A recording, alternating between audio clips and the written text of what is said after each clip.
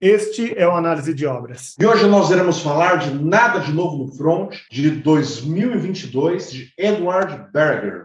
Saiba que nesse nosso bate-papo vai haver vários spoilers. Então, se você ainda não assistiu, vá assistir e retorne ao nosso diálogo. E aí, Henrique? O que você achou do filme? Eu gostei do filme, mas você foi a pessoa que sugeriu esse filme, você escolheu. Por que você escolheu esse filme? Você gostou dele? Você achou ele especial em comparação com os demais filmes sobre os quais a gente vem conversando? Então, é interessante, porque assim, o nosso recorte, né, a gente já falou aqui de Clube da Luta, A Onda, Cor Púrpura, Lista Schindler, Hotel Ruanda, até Forrest Gump. Então, assim, a gente pegava vários temas diferentes da sociedade opressiva e a gente colocava ali. Então, qual que é essa ideia de segregação? Ou qual que é esse impacto psicológico que tem na cabeça do cara que vai fazer parte de um grupo que vai oprimir porque se sente ressentido, ou talvez que vai oprimir porque eles acham que o outro tem que ser eliminado, tem que ser destruído, né, entendeu? Então, o que se passa na cabeça dele? Um recorte sociológico mais amplo.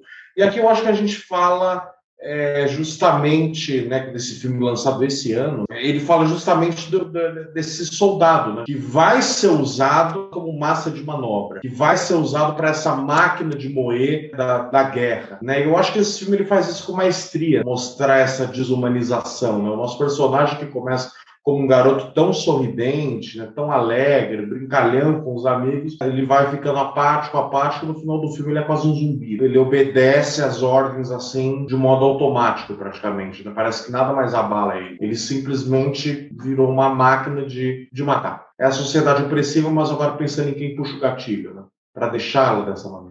E eu fico imaginando que para a gente poder, por exemplo, falar desse filme, esse filme fala da Primeira Guerra Mundial. A Primeira Guerra Mundial ela não é tão estudada como a Segunda Guerra Mundial. Parece que a gente tem muito mais informação da Segunda Guerra. Depois que eu assisti esse filme, a primeira coisa que eu fiz foi assistir esses vídeos de YouTube das pessoas explicando os motivos da Primeira Guerra, para poder entender o mal-estar, para poder entender de onde vem a força. Porque parece que é sempre assim, parece que tem que ter um mal-estar grande, uma situação de fragilidade e precisa encontrar algum elemento para juntar a força. Então, é interessante, porque assim, a gente está também falando quando a gente fala desses mal-estares, da sociedade opressiva, a gente está falando de um contexto moderno, século XX, talvez até pós-moderno, século XXI. Então, assim, a gente está falando de um momento de uma sociedade que acreditava na ciência, que acreditava que a história tinha um sentido para toda a humanidade e acreditava que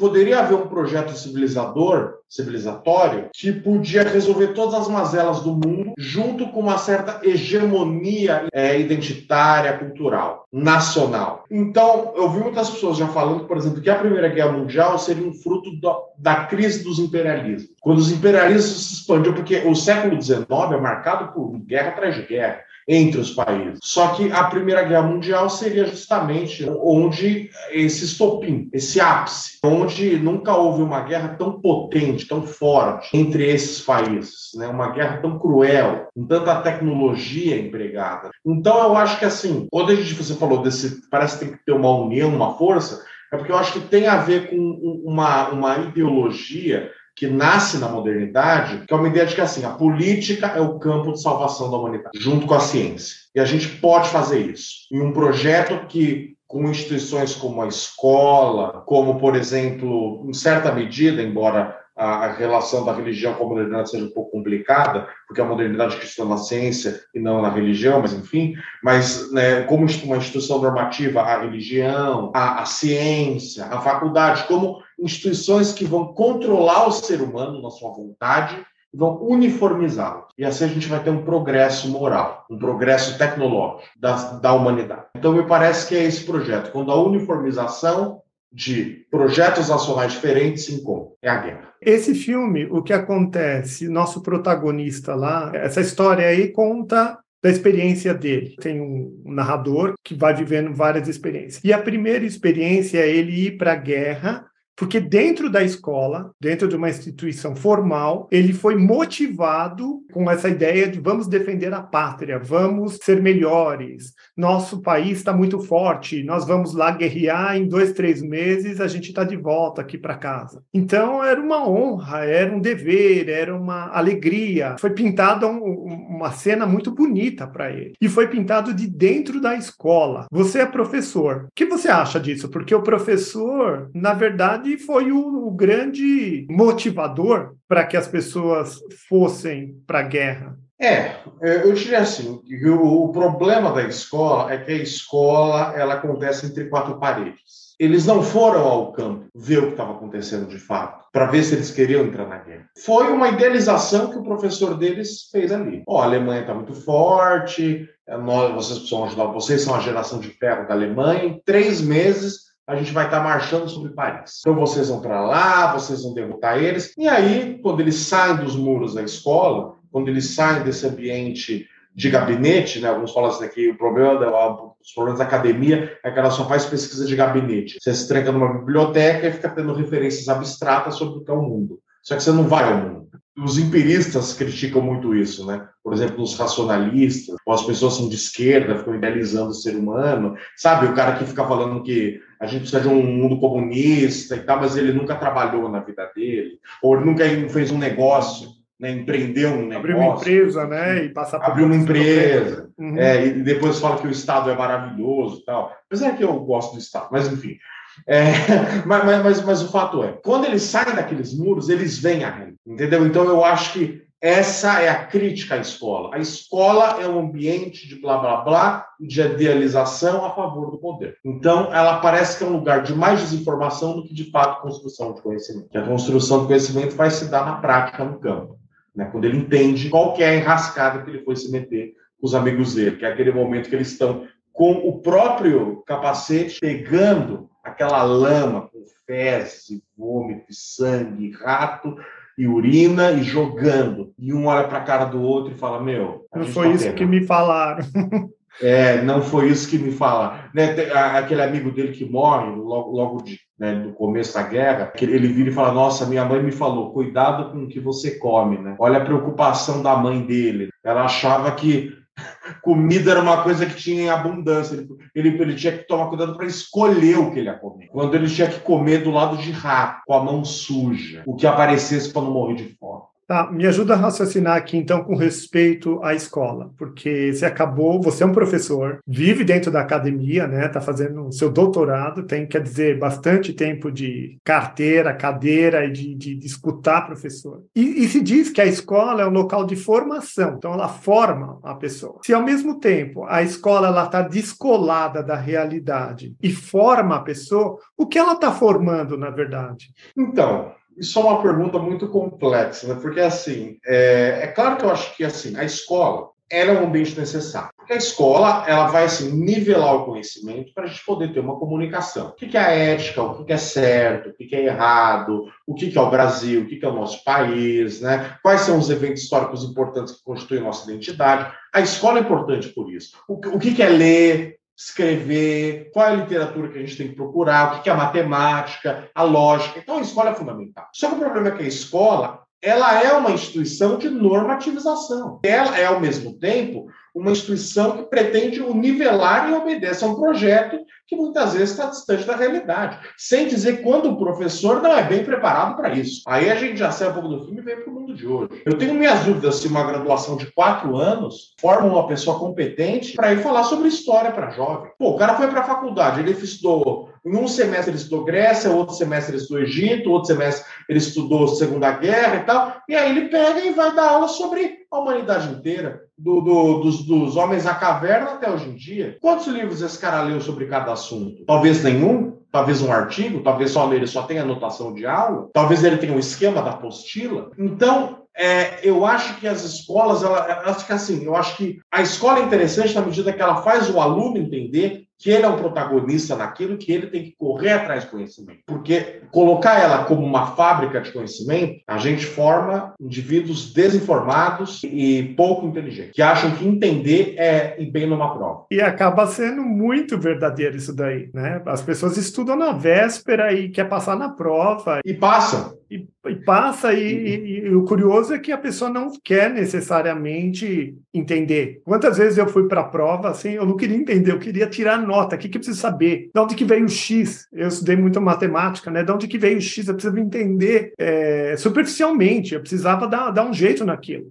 Estabelece um resultado que você tem que ser aprovado. Quando você é aprovado, você passa para o próximo ano. Então é interessante isso, que a escola ela tem essa ideia do avanço, né? Do progresso constante. Se você bate a meta, você avança. Se você bate a meta, você avança. Se você bate a meta, você avança. A escola é uma instituição que tem que ser problematizada. A gente não pode ficar idealizando a escola. Eu acho que esse filme, ele coloca isso de um jeito muito claro, né? Os caras estavam numa escola, que é um lugar para você evoluir como ser humano, para você sair de lá uma pessoa mais informada, com conhecimento, um sujeito com autonomia na sua racionalidade. E o professor dos caras chavecou eles para irem para mim. Não, mas talvez seja um fruto de época também, né? Porque a gente está metendo meio que o pau aqui na escola, mas a escola é a base de como a gente funciona, né? A gente, é engraçado, ao mesmo tempo que a gente fala bem, a gente fala, tem um tanto de amor e ódio. Eu acho que tem muito mais amor do que ódio, inclusive, do meu lado e do seu também. Mas é fruto de época. Naquela época, o nacionalismo era muito importante. Era muito importante amar o país, amar os símbolos da pátria. E eu assisti um vídeo também interessante que eu quero que você me ajude a pensar sobre isso. A ideia de patriotismo e nacionalismo. E aí, a explicação que eu vi no vídeo é que nacionalismo estaria muito mais ligado à etnia, ligado ao grupo social que você é membro. O patriotismo estaria muito mais associado à ideia dos símbolos da pátria, como o hino nacional e a ideia da pátria como um todo, símbolos da pátria. É que eu acho que eles são irmãos quase que indissociáveis, entendeu? Quem é patriota é nacionalista, quem é nacionalista é patriota. Não entendeu? tem essa separação tão clara de quem é etnia com os símbolos da pátria. Porque agora, por exemplo, nós estamos numa época de Copa e as pessoas ficam torcendo para os seus países e ficam numa paixão em alguma medida. Isso daí que vem? É um patriotismo? É um nacionalismo? É outra coisa? É uma ficção que a pessoa inventou e fica enlouquecendo em torno dele? O que é isso? Quando eu vejo as pessoas com camisa da seleção brasileira pedindo um golpe de Estado, eu já passo a achar que talvez tenha algo a ver com patriotismo, sim. O futebol, né? Como esse orgulho, esse momento de superioridade do brasileiro diante do mundo, né? Que a gente prova que o nosso país é 10, que a gente é hexa, que o povo brasileiro é um povo guerreiro, e como eu ouvi uma propaganda, o brasileiro nasce driblando problemas desde o começo, então, como se aquela arena de futebol virasse, assim, o lugar da vitória da nação, que é uma bobagem sem precedentes, né? Como o próprio Nietzsche disse, um dos livros dele, eu acho que é o Richard Strauss, acho que foi aí que ele escreveu isso, né? É um dos primeiros livros dele. Ele fala, né, que as pessoas, a Alemanha, né, olha isso, ele era prussiano, né? Se tornou a Alemanha moderna, né? E ele falou, as nações, elas usam a guerra como se fosse um índice de superioridade, não tem nada a ver com superioridade da nação. Tem a ver com estratégia, com tecnologia, com sorte, né? A vencer uma guerra tem a ver com isso. Quem tem a arma mais potente, quem tem a melhor estratégia, quem tem a melhor vantagem em determinada área, um número, né? Não tem a ver com superioridade racial, superioridade nacional. Então, eu acho que a gente está colocando, sabe, assim, se 11 caras chutam a bola melhor do que outros 11 que nasceram na França, eu acho que isso aí não tem o menor sentido. Mas, Henrique, quando você falou que, assim, que o patriotismo e o nacionalismo, que eu não divido muito, uma coisa muito marcada, porque eu acho que na cabeça da pessoa não é assim, entendeu? Eu acho que é uma coisa que vai puxar, eu gosto do Brasil, eu gosto da bandeira brasileira. Então, o povo brasileiro é melhor. Se o povo brasileiro é melhor, a gente não tem que deixar boliviano entrar aqui no país, entendeu? Eu acho que é uma coisa que escalona muito rápido. Eu acho que na cabeça das pessoas não tem essa divisão. Eu sou patriota ou eu sou nacionalista? Não, o problema é prático, né? Que nem a gente estava dizendo, o que vem como das instituições, que são as narrativas, e o que vem na prática. Mas você vê que uma coisa desemboca na outra, porque se eu dentro da escola recebo eu amo o meu país, canto o hino nacional com a mão no peito, escuto discursos fervorosos com pessoas que se dizem muito patriotas e que nós temos que defender a Amazônia, que nós temos que defender a nossa identidade, que nós somos maravilhosos. No final das contas, eu junto tudo. Eu preciso defender o território, eu preciso defender minha honra. A minha honra está ligado com essa descrição que me foi feita. Então, Henrique, agora eu tenho uma pergunta interessante para você. Tudo bem, os soldados eles foram para a guerra com esse lenga-lenga de patriotismo, nação de ferro, a geração de ferro da Alemanha, vamos marchar por Paris. Só que chegando lá, eles viram que não era nada disso. Eles viram que, na verdade, eles estavam passando fome, eles não iam ganhar essa guerra de jeito nenhum, mas eles continuavam lutando. Eles continuavam como máquina de matar, obedecendo cegamente, e quando eles tinham que entrar na trincheira, eles entravam assim de modo avassalador. Eles entravam para matar mesmo. Eles atiravam de modo assim, automático. Por que você acha que mesmo depois de descobrir a verdade sobre a guerra, eles continuavam lutando? Era patriotismo? Era um vício naquilo? Era talvez uma desumanização, a pessoa ser... Talvez ela não nem conseguia, ela estava tão desorientada que a única orientação era a ordem que vinha de cima. Sabe, o que você acha que era aquilo? Por que eles continuavam lutando com tanto afinco? Eu acho que aí entra em outro lugar, entra num lugar de sobrevivência. Nesse filme mostra isso, né? Se você não obedece às leis que vêm de cima, às regras, ou à hierarquia, o militarismo, você é fuzilado e desonrado. Você é uma vergonha, né? Então tem uma questão moral fortíssima e tem a sua vida. E aí o que acontece? Depois que eles chegaram na trincheira, teve algumas cenas desse filme que essas cenas me tocaram porque eles falavam marcha. E marcha quer dizer sobe acima da trincheira e vai correndo lá para frente para lutar contra o inimigo. E eles iam, porque que opção você tem? Você quer ficar aqui, levar um tiro daqui mesmo, dos seus irmãos, e ser desonrado, ser uma vergonha nacional? Ou você vai para frente, luta, e na frente da vida ou morte, você pega um machadinho e bate no outro até, né? É como um processo já de euforia misturado com loucura, com insanidade completa, porque eu vejo isso. Imagina você vai morrer te dando tiro para tudo quanto é lado e você com um machado na mão. Quando você vai dando na outra pessoa, vai matando a outra pessoa, acho que você está enlouquecido, você está ensandecido, não é mais você. Então, respondendo a sua pergunta, eu acho que não é mais nacionalismo. Aí já é uma sobrevivência na última instância. É acionamento da última instância do ser humano. Que nacionalismo que nada. E se você voltar para trás, os teus irmãos vão te dar um tiro na cabeça e você vai voltar para o caixão ou vai para a vala e sua família inteira vai ficar sabendo que você é uma vergonha, porque você não teve honra. Você vê como a questão moral também é muito forte? O que você tem a dizer sobre a questão moral? Acho que é um momento de exceção da moral, né? Quer dizer, como que você julga, né, a imoralidade de um soldado numa condição como essa, que nem você falou? Quer dizer, tem como a gente pensar sobre a moral ouvindo som de metralhadora, vendo nossos amigos sendo executados, abaixados diante de um bombardeio? Quer dizer, que nem quando tem aquela cena, né, dele matando aquele inglês na facada, você viu que só bate a culpa nele quando tudo acalma, né? Quando tudo apazigua. Ele tá naquele buraco com o cara e aí ele sente culpa, ele vê que o cara tinha uma família, ele tenta, né, estancar o sangue. Inútil, claro, o cara ia morrer, mas você vê que ele se sente profundamente culpado por matar o cara, né? Acho que aquele é o único momento de culpa, realmente, que o filme tem. E enquanto que 5 minutos antes, ele esfaqueou o cara sem pensar 2 vezes. Ele deu, nem sei quantas facadas o cara, umas 5, 6 facadas. É tudo ou nada, né? Ou era ele fazendo isso no cara, ou o cara fazendo isso nele. Não, mas eu digo assim, você vê que assim, é uma coisa que a disciplina moral nem se aplica ali, a disciplina moral, né? Talvez se aplique aos comandantes, que fez aquela maldade de mandar o pelotão 1 hora antes de encerrar a guerra, né? Então, matou um monte de gente à toa, enquanto ele estava lá fumando um cigarro, né? Em vez de ele pegar uma arma e seguir com eles, né, como um herói, deu a ordem e ficou lá, né? Fumando, comendo, tomando vinho, né? Não sei se é tão calmo assim, não, porque esse pessoal depois também toma o vinho e tudo mais, ali fica nos bastidores, mas quando dá tudo errado eles se matam, porque eles não aguentam. Eles têm que segurar também toda a questão psicológica do que eles estão dizendo. É insuportável também. Agora, conversando com você, eu estou vendo o seguinte, vende essa educação formal das escolas ou do país como um todo, transmite dentro das instituições, cria na pessoa essa questão moral, cria essa questão de valores, ética. Aí a pessoa se aplica por conta das questões éticas. Aí, quando vai na prática mesmo, que é onde a realidade está acontecendo, a moral, ela sucumbe por instantes, a pessoa luta pela sobrevivência, que é uma coisa, talvez, um software muito mais profundo do ser humano, mas imediatamente, quando tem uma pausa dessa parte instintiva, imediatamente volta a moral, né? A moral volta. Então, a questão moral do ser humano é muito forte, né? Porque se te foi programado que você tem que honrar a tua pátria, o que é honesto, o que é desonesto, se você não matar o inimigo, você não é uma pessoa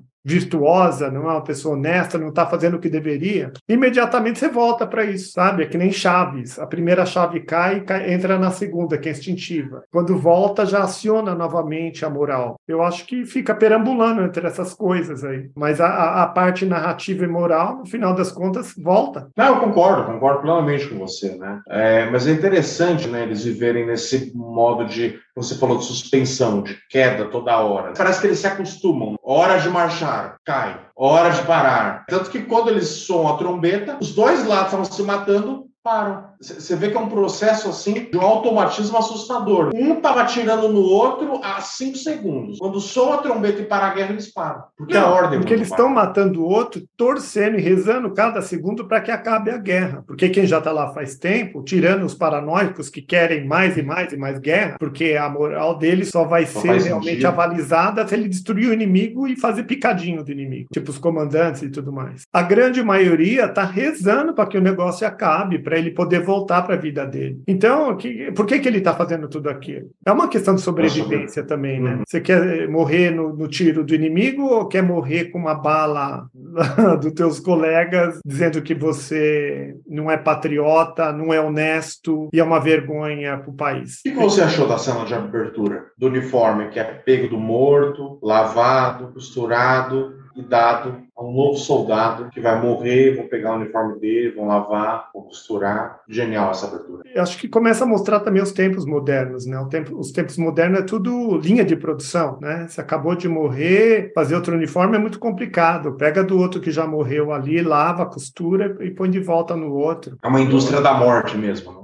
E a pessoa que está entregando o uniforme sabe do ciclo, mas a pessoa que está lá recebendo o uniforme é ingênua, está acreditando e que vai fazer mudar o mundo para melhor e que ele faz diferença. A etiqueta, né? Ele fala, a etiqueta deve ser de outra pessoa. Ele acha que o uniforme foi feito para ele, né? Deve ser de outra pessoa. Importante, né? Ele faz parte de uma coisa muito importante.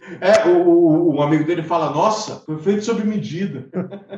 Quando ele põe, né? Ele, nossa, olha, foi feito sob medida esse uniforme aqui. Olha só como é bem feito, né?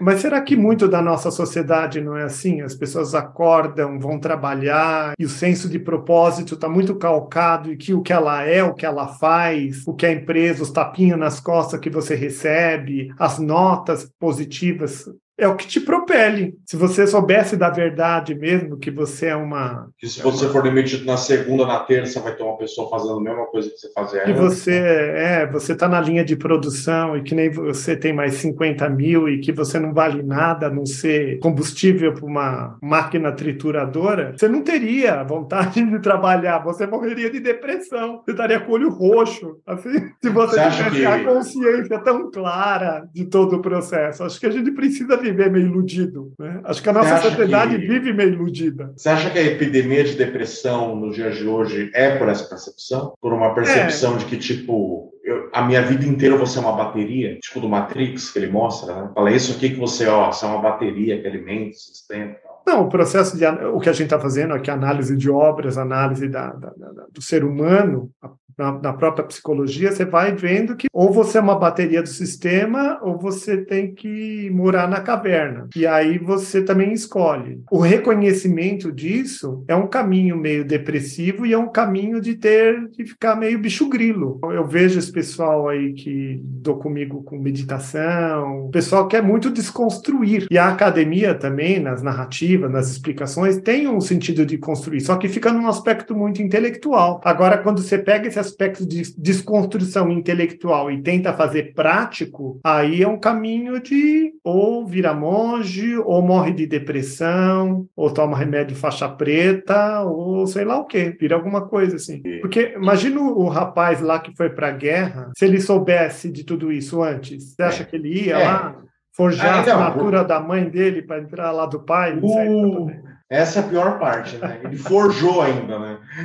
Uhum. Não era para ele estar ali, né? Ele escolheu estar ali, né? Então, eu acho que não, porque tem aqueles momentos que ele fala quase chorando, que ele fala, minha mãe queria que eu aprendesse piano e tal, né? Minha mãe queria que eu fizesse tal coisa, né? E ela não queria que eu viesse para cá, eu forjei a assinatura. Tem uma ótima crise nele, né? Ele fala, tá todo mundo morto, para que a gente veio para essa guerra? A gente é dispensável, né? E o outro amigo dele, que depois morre, né, com um tiro lá na criança, né?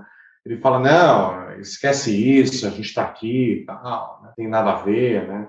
Não, você tem que dar uma nada a ver, você tem que dar uma surtada na história, porque se você, depois que você já está lá, acho que é bom não pensar mais no assunto, porque esse negócio também é meio assim, até você assinar lá que você faz parte do sistema, você está lá meio que autônomo dentro da sua vida. Uma vez que você aceitou entrar no sistema militar, aí, é melhor não pensar mais mesmo, é melhor dar uma de Forrest. O que é para fazer? É para limpar aqui, não tirar o olho do parafuso? Você não tira, cara. Não, e é muito louco também, né, que eu estava lembrando agora, né, o professor falou para eles, em 3 meses, 4 meses, vocês vão estar marchando em Paris. Quando eles chegam no front, o cara vira e fala o seguinte, vocês têm que sobreviver 6 semanas aqui, tá bom? Vocês vieram para cá para ficar vivos 6 semanas, tá? Vocês conseguem fazer isso por mim? Pera ali, eu achei que em 6 semanas eu já ia estar, eu já estava né? lá preparando o Natal, né? Fazendo a árvore, na árvore. Eu achei que eu estava quase, né, Vince? Como assim eu tenho que sobreviver 6 meses, né? É forte. Principalmente já sendo um bombardeio, né? Quando os moleques acabaram de chegar da escola e na primeira noite tem bombardeio, eles começam a entrar em desespero ali, né? Você acha que hoje, século XXI, as pessoas estão conscientes do que é uma guerra, do que é viver isso daí? Porque a gente assistiu a Onda. Na Onda, parece que aquele filme diz que não. A gente não tem preparo nenhum. Escreveu, não leu, a gente já está seguindo um ditadorzinho aí qualquer e já está lá vivendo essa ideia romantizada de guerra. Você acha que no Brasil hoje, se fizesse uma boa campanha, arrumasse um bom inimigo e batesse bem a narrativa, sabe? Você acha que o pessoal ia para a guerra tudo feliz, colocar uniforme, honra e dever? Tenho certeza. Certeza que ia. Tenho certeza. Tem cara que saiu aqui do Brasil e foi para a Ucrânia. Eu vi os caras falavam, tipo, eu tenho descendência ucraniana, vou voltar para lá e lutar na guerra. Também tem isso. Eu lembro que assisti também A Casa das Sete Mulheres, que é uma novela brasileira. Isso é legal, isso é legal. E eu lembro de uma fala que me impressionou, que teve um momento de armistício e os homens voltaram para casa, daí todo dia lá eles limpavam, a mulher limpava a casa, tinha toda aquela questão dos cuidados da casa e da família. E aí teve uma fala assim que o homem não estava aguentando mais, não estava suportando mais ficar em casa. Ele sentia uma necessidade de voltar para a guerra, ele queria voltar para o embate, para a briga, porque aquela vida de casa era uma coisa muito entediante, muito chata, muito besta. E me vendeu essa ideia que eu não tinha pensado nela ainda. Então talvez essa vida de guerra, de briga, de comunidade, de irmandade, porque também eu vi já isso de um repórter outra vez aí, de falando que, por exemplo, essa questão da guerra e de estar junto em campanha, em defender um ao outro, é uma forma tribal de onde a gente veio. A gente veio de clãs, que a gente vivia hermanado. Então, a gente tinha um senso muito forte de comunidade e a gente defendia um ao outro. Então, quando a gente tem essa oportunidade de viver nesse expediente de guerra, o homem, principalmente, se sente muito hermanado, porque aqui na nossa sociedade a gente está muito dissociado, a gente não tem essa sensação de cidadão, vamos cuidar da rua, vamos cuidar do nosso parque, da nossa escola nacional. A ideia de unificação por valores é muito desagregada. E quando você está numa guerra... Uma coisa interessante que se observou quando os soldados voltaram para a guerra, para casa, é que assim, achavam que depois da Primeira Guerra Mundial, eles iam falar muito, eles iam contar o que aconteceu, as histórias, mas eles voltaram calados. Porque aquela experiência ninguém nunca tinha vivido. Ninguém nunca viveu aquela experiência da história da humanidade. É assim, claro que já houve guerra, mas não aquela guerra daquele jeito. Guerra de trincheira, uma guerra suja, violenta, daquele nível. E aí isso chamou a atenção das pessoas no sentido de que, assim, a modernidade produz experiências que não são repetidas. Então, aquele velho narrador que contava, o avô falava como era o mundo para os netos, os netos um dia ficavam velhos e contavam para os netos como que era o mundo, isso não existe mais. E a guerra seria um reflexo disso. Só que a guerra é um reflexo ainda mais intenso. Porque, por exemplo, a guerra, eu acho que ela gera no soldado, isso aparece no filme, essa ideia de que, assim, só vocês podem me compreender. Só aqui eu me sinto perto dos meus. Porque quando a mulher de soldados manda uma carta, né, que o nosso protagonista lê pro cara, que o cara é analfabeto, e aí ela fala assim, pô, você não podia a sua hérnia, né, não podia o seu reumatismo, não podia atacar para você voltar para casa, você já está aí há tanto tempo, né, tenta dar um jeito para voltar, e o cara, ele faz uma cara do tipo assim, eu podia tentar voltar. Aí ele falou, mas eu vou andar por cenários onde as pessoas não vão me entender. Eu vou conversar com pessoas que estão distantes disso. Ele falou assim, eu vou andar por cenários do passado. Ele falou, então eu me sinto melhor aqui comendo batata frita, com casca, com vocês que são meus amigos, porque aqui a gente se entende. Aqui a gente vive, sabe assim, eu não vou me sentir sozinho aqui. Se eu voltar, eu vou estar sozinho.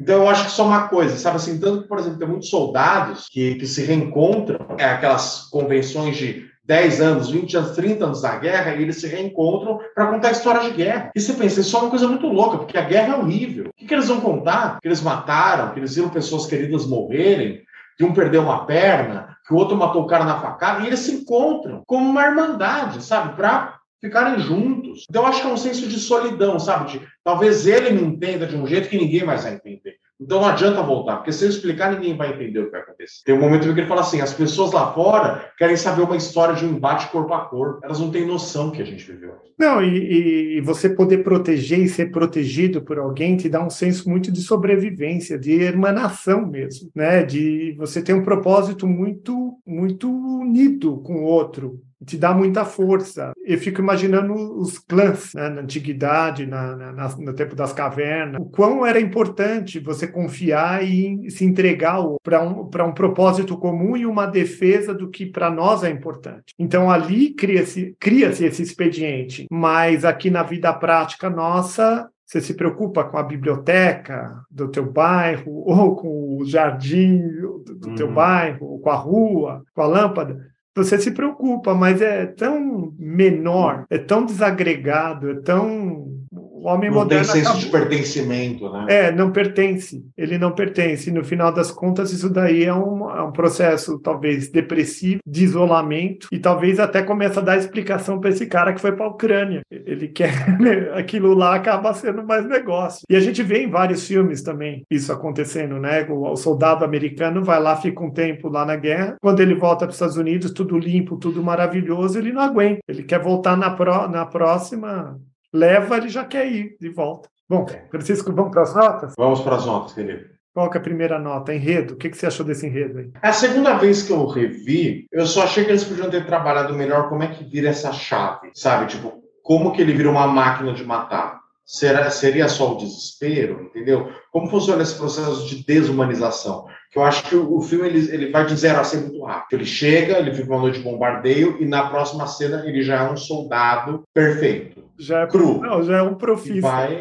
Já é um profissional, entendeu? Claro que a cara dele, né, que ele aparece pálido, então, acho que já mostra isso, mas eu queria ver um pouco mais esse processo, assim, sabe? Eu acho que é aquele filme do Stanley Kubrick, Nascido para Matar, né? Você já viu esse filme? Acho que não. É do Vietnã. Acho que ele mostra isso muito bem, que a primeira parte do filme é só o treinamento dos caras no alojamento, e mostra já essa desumanização, né? Então, assim, mas eu acho um baita filme, o enredo... eu dou 9,5. Eu gostei bastante também. A única coisa é que esse filme ele tem 2 horas e meia. E tem alguns momentos desse filme que ele me cansou, sabe? A cena é muito parada, é slow burner. E então eu não sei, eu gostaria de alguma coisa mais sequenciada. Eu gosto mais, como entretenimento também, porque eu sempre levo em conta isso no filme. Então eu dou uma nota 8. É uma nota alta, mas não é tão alta assim. Agora, com respeito, você acha que ele faz jus à nossa seleção de filmes de sociedades opressivas? Ele fala sobre isso? Faz, eu acho que fala muito bem. Fala muito bem porque no final das contas a gente vê como que o povo, né? Esse cara que é o soldado, que vai lá e faz todos os horrores, que mata, que estupra, que taca fogo, como esse cara é massacrado. É a história de um soldado, né, que morre no final pra gente ver, ele passou isso tudo pra morrer. Ele não vai voltar, tipo assim, é a redenção que ele vai voltar com uma história pra contar. Não, ele morreu. Tudo isso morre com ele. O apagamento da história. Então eu acho que isso é muito interessante. Eu dou nota 9. Como sociedades opressivas também eu dou nota 9, porque fala disso, né? Esse filme aí é um filme de denúncia. Ele está denunciando algo contra a narrativa. Não sei se vocês sabem, mas esse filme, o cara que escreveu, né, a ficção, ele escreveu acho que em 1929, 1930, foi adaptado para o cinema, fizeram já um filme em 1930 ou 1931, e o filme ganhou 4 prêmios Oscar, né? E então diz muita coisa. E esse cara na Alemanha, ele perdeu a cidadania dele, né? Esse cara que escreveu a novela, que escreveu o romance, ele perdeu a cidadania dele porque na época lá que Hitler subiu ao poder, analisaram a obra e essa explicação do que aconteceu pelos compatriotas alemães foi uma vergonha para a nação. Então esse livro foi queimado em praça pública e o cara perdeu depois a cidadania dele. E como esse filme te fez pensar, né? Eu dou nota 9. Pensei bastante. Pensei agora, principalmente com você. E você? 10. Você fez pensar pra caramba? Fez porque, na verdade, uma coisa que eu tava pensando eu queria ver um filme da Primeira Guerra que explorasse bem a Primeira Guerra, sabe? Porque, assim, tem alguns filmes que são mais antigos, né? Então, assim, eu queria ver um filme que trouxesse esse realismo da trincheira com a tecnologia de hoje, assim. Tem aquele filme 1917, mas eu acho aquele filme meio tosco, pra ser bem sincero, porque ele tem um roteiro de videogame, né? Sai daqui, vai pra lá, impeça o ataque. Peraí, né? Vamos lá, né? Enquanto que esse filme, eu acho que ele traz aí uma reflexão sobre, né, como que o ser humano é dispensável diante de um projeto de poder, né, nacionalista, né? Então, eu achei esse filme brilhante. Achei acho que o melhor filme que eu vi esse ano. Eu dou nota 10. Então, pessoal, o que vocês acharam? Vocês gostam desse tipo de filme? Vocês acham que ele realmente corresponde a esse recorte temático que a gente se propôs, que é sociedades opressivas? E que nota que vocês dariam? Se vocês puderem, põe abaixo aí que a gente gostaria de ver. E não só comentem, que é fundamental para a gente saber o que vocês estão pensando, mas curtam também, para dar uma força para o nosso canal, ativem o sininho, que também é fundamental, e compartilhem com seus amigos, para eles terem a oportunidade de ouvir esse nosso debate, participar do nosso debate e engrandecer esse canal com reflexões tão interessantes. Falou, pessoal. Um abraço. Valeu, pessoal. Até a próxima.